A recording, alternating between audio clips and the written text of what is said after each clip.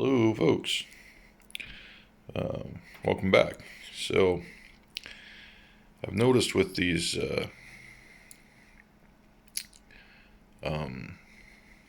Jetson Bolt Pros, the long stem and the short wheelbase, it all leads to a problem with signaling. Now, if you're on a smooth road, it's not an issue.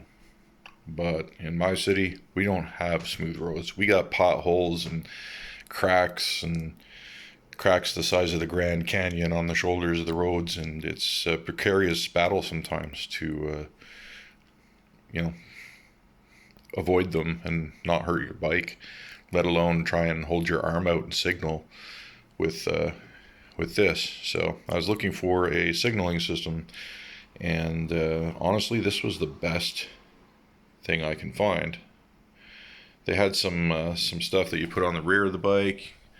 I've seen, flashy laser things and everything else, but honestly, I'm not worried about the people behind me. I've got I got a rear light on my helmet, got a rear flashy light on the back of the basket. They know where I am. I'm worried about oncoming traffic in an intersection when I'm trying to make a left-hand turn, and I've almost been smucked about 3 times in the last 3 weeks because the roads are so bad that I can't turn and hold my arm out at the same time so people can see I'm taking a left turn. So to solve that, I found these, and it was pretty much the only product. They're called wing lights, and there's different versions out, but this is the best version that you can get right now because they're sold out of the 360s, which basically just have running lights. I don't really need running lights. I got headlights for that. So otherwise, these you want to make sure you get the V3 because they're really bright. They're about as bright as a car flasher. I don't expect them to be, just based on their size, totally visible in the day, but you can see them in the day. As for the older versions, you really only see them at night. So you want to make sure you get V3 or the 360s. But I went with these. They have batteries in them. Batteries will last 6 months or so, maybe longer, maybe just 6 months of regular use, daily use. And it's only $2 to get to $2 or $3 to replace them. The other ones have 360 versions. They have rechargeable batteries in them, but the batteries take 10 minutes to charge, and they only last an hour and a half. So if you're driving all day, you're going to run out of juice. There's a little bit of a downfall to that, in my opinion. So I went with these. I think the changeable battery is probably the better way to go, because the 1 to 3 hour time period that they give you for the 360 rechargeables, you got a running light that's on all the time too, right? So it's like recharging, another thing to recharge after every ride. I just don't want to deal with it. So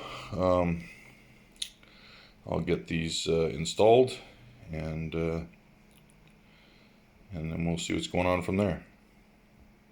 I was thinking of making a install video, but I'm just going to explain what I need to do, because I don't think people really, if you want an install video, there's probably 100 of them out there.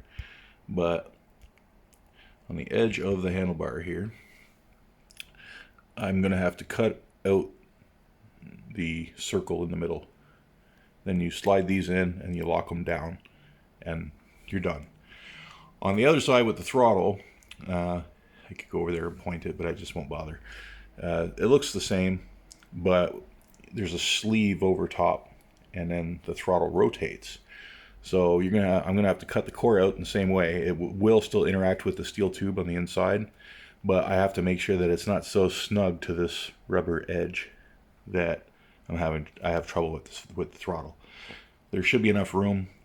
If there isn't enough room, I'll simply cut the throttle side all the way at the edge. I might actually do both sides like that, depending on how these fit.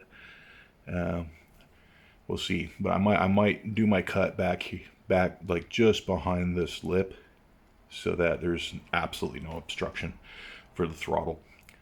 And that's going to be the extent of the install, and then I'll show you what they look like all lit up after. Stay tuned.